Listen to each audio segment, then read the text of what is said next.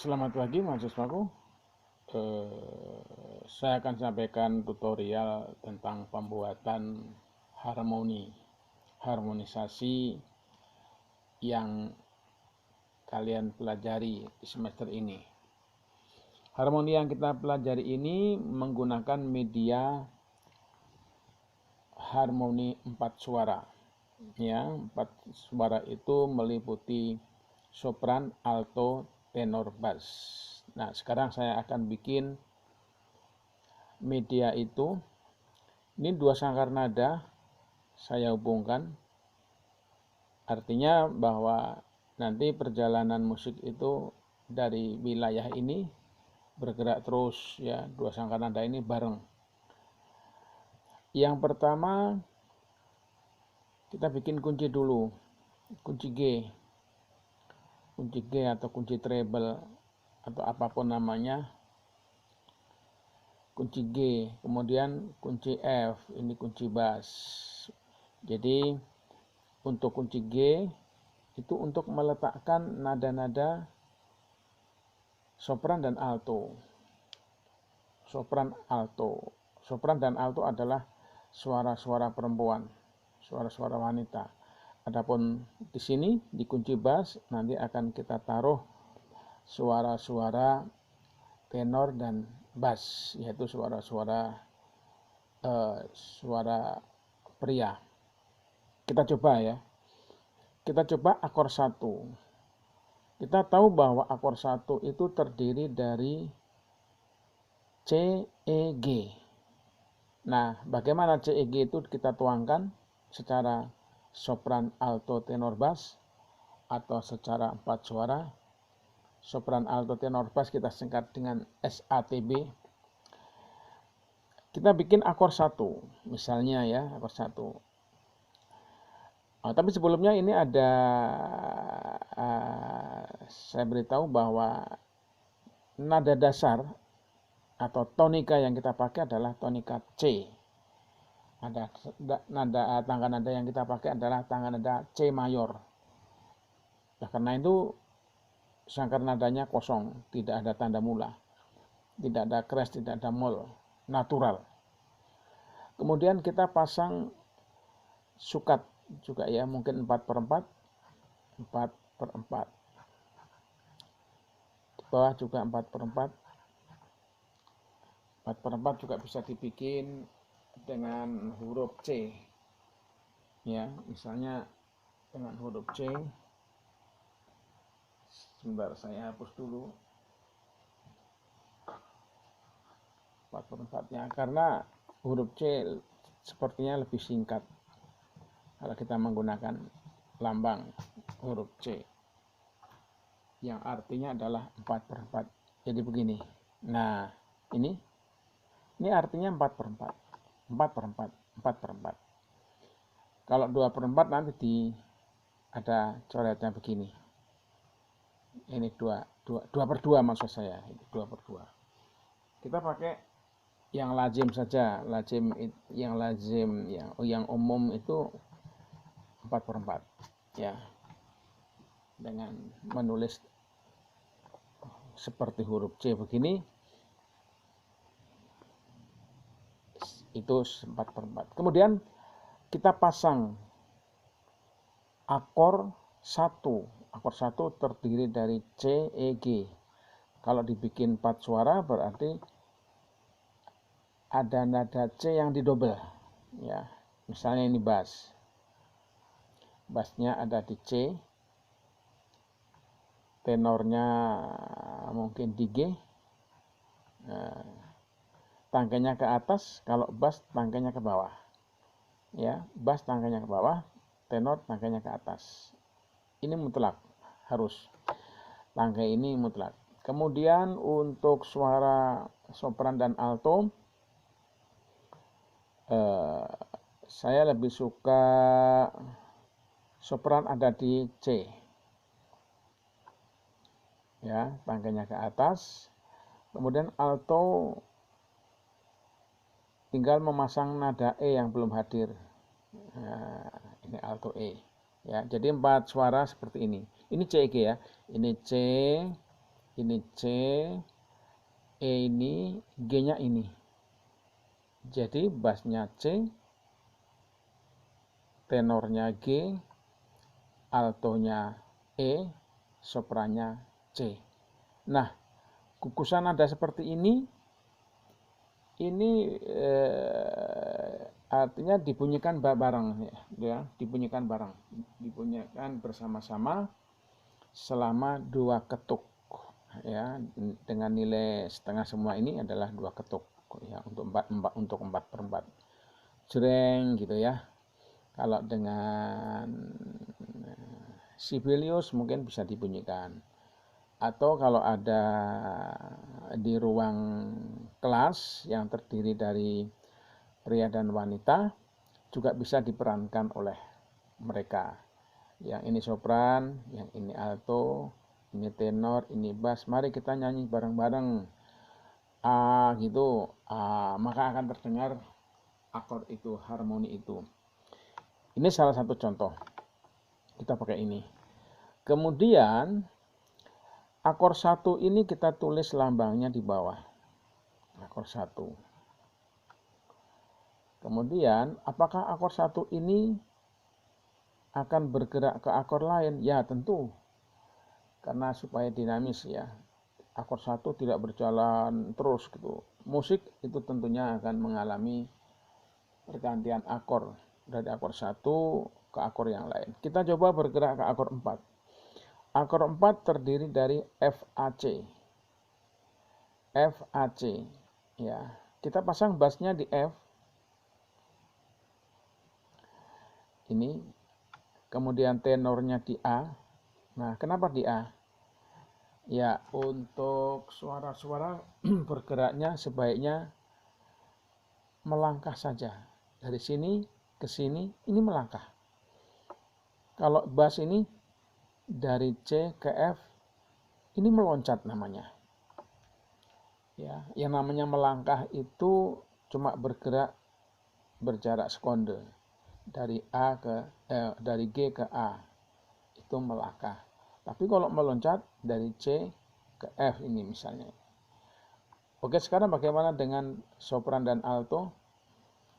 Kita cari langkah yang dekat saja. Kita membutuhkan nada F, A, C. Ini E bergerak naik menuju ke F, ini lebih baik. Melangkah ini ya, dari E melangkah bukan meloncat ya, melangkah ke F. Bagaimana dengan C? Kita membutuhkan nada C. F, A, ini F, satu lagi C. Nada C yang ada di sini bisa ditahan. Di sopran nyanyinya do, do gitu ya. Altonya mi, fa, tenornya sol, la, bassnya do, fa. Nah, di sini adalah akor 4. Kita tulis lambangnya seperti ini. Itulah contoh pergerakan akor 1 menuju ke akor 4. Kemudian kita juga akan mengenal berikut ini akor 5. Akor 4 dan 5 bersebelahan ya, bersebelahan. Akor 4 ada di bawah, akor 5 ada di atasnya. Seperti ini misalnya. Tinggal dinaikkan satu-satu. Ya. Yang bass naik ke sini, yang tenor naik ke sini, yang alto naik ke sini, yang sopran naik ke sini. Maka ini akan terbentuk akor 5. Jreng, jreng ya. Fa, sol, bassnya seperti itu. Tenornya la, si. So, altonya fa, sol. Nah, suara perempuan ya. Fa, sol. Kemudian soprannya do, re gitu. Nah, jadilah akor 5. Tapi di dalam harmoni yang kita pelajari ini, ilmu harmoni yang kita pelajari ini, cara penerapan akor 4 dan 5 yang dihubungkan, cara menghubungkan maksud saya, cara menghubungkan akor 4 dan 5 dengan cara seperti ini disalahkan. Karena di situ banyak sekali terjadi kekakuan. Kaku menurut ilmu harmoni, gerakan seperti yang kita lihat itu gerakan yang kaku. Ya, sekali lagi, gerakan akor 4 dan 5 yang seperti ini menurut ilmu harmoni yang kita pelajari ini dipandang kaku. Harus kita rubah. Kenapa kaku? Karena di situ terjadi paralel, gerakan yang searah. Misalnya ini fa sol do re, ini paralel, gerakan yang bareng sama ini dengan interval F ke C ini adalah interval 5. Queen gitu. Di sini juga queen. Nah, ini dilarang. Paralel queen dilarang. Di samping paralel queen dilarang, paralel oktav juga dilarang. Misalnya nih, ini F ya. Di sini alto dengan bass, ini intervalnya oktav. Begitu pula yang di akor 5. G dengan G, ini juga paralel oktav. Nah, kejadian paralel oktav seperti ini dilarang menurut teori ilmu harmoni yang kita pelajari ini. Jadi paralel oktav, paralel queen, ya, murni, ya, interval seperti itu kita mesti hindari. Maka akan saya rubah kalau memang seperti itu tidak diperbolehkan atau dilarang, akan saya rubah. Saya akan bikin di sebelahnya ya. Ini contoh salah. Gitu aja ya, contoh salah. Salah itu perlu dicontoh juga ya. Perlu kita tampilkan salah. Ya, akor 4 dan 5 akan saya pindah ke sini.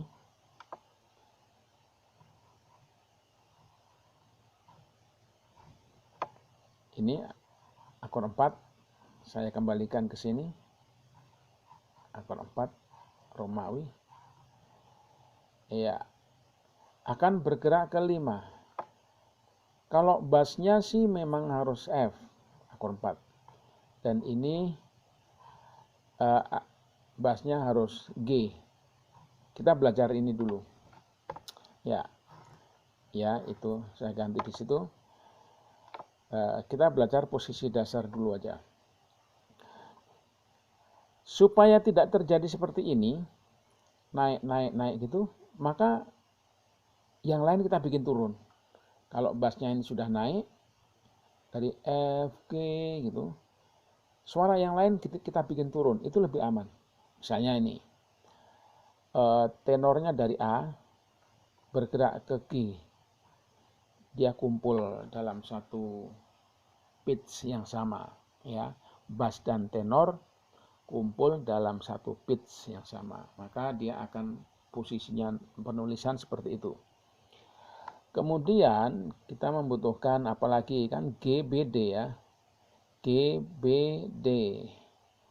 Ya, kita membutuhkan nada B. Nada B dihadirkan dari C. C bergerak turun ke sini. Jangan memilih ini yang bergerak ke B, terlalu jauh. Sopran saja. B turun ya kan. G, B, kemudian D. D hadir mau tidak mau di alto seperti ini. Mau tidak mau dia meloncat. Nah, itu yang namanya meloncat. Kalau yang lain melangkah-melangkah, ini mau tidak mau meloncat. Ini cara yang betul menerapkan akor 5-nya. Menggerakkan akor 4 menuju ke akor 5, cara yang betul seperti itu. Kalau cara yang ini salah. Ya. Ini jadi contoh yang benar. Yang betul. Seperti itu. Dan ini tidak terjadi paralel. Tidak ada yang terjadi paralel seperti yang saya jelaskan tadi. Inilah contoh gerakan yang benar. Kemudian diselesaikan ke akor 1. Kita selesaikan gerakannya ke akor 1. Nada bass menuju ke bawah. Nada bass berhulu sol, do, gitu ya. Kemudian kita butuh nada G juga. Mungkin ini nada terakhirnya kita bikin utuh ya. Notnya 4 ketuk aja supaya penuh di birama itu. Sol, do. Kalau tenornya sol, sol. Kemudian untuk alto re, apa ya? Re mi gitu ya. Re mi gitu alto. Kemudian soprannya si do gitu ya. Si do, si do. Seperti itu. Sudah ada C, sudah ada C. C-nya memang 2 harus double. Ada E, ada G. Nah, ya benar. Seperti itu contoh penerapan progresi akor 1 ke akor 4, ke akor 5, dan kembali ke akor 1 lagi. Demikian mudah-mudahan dipahami. Terima kasih.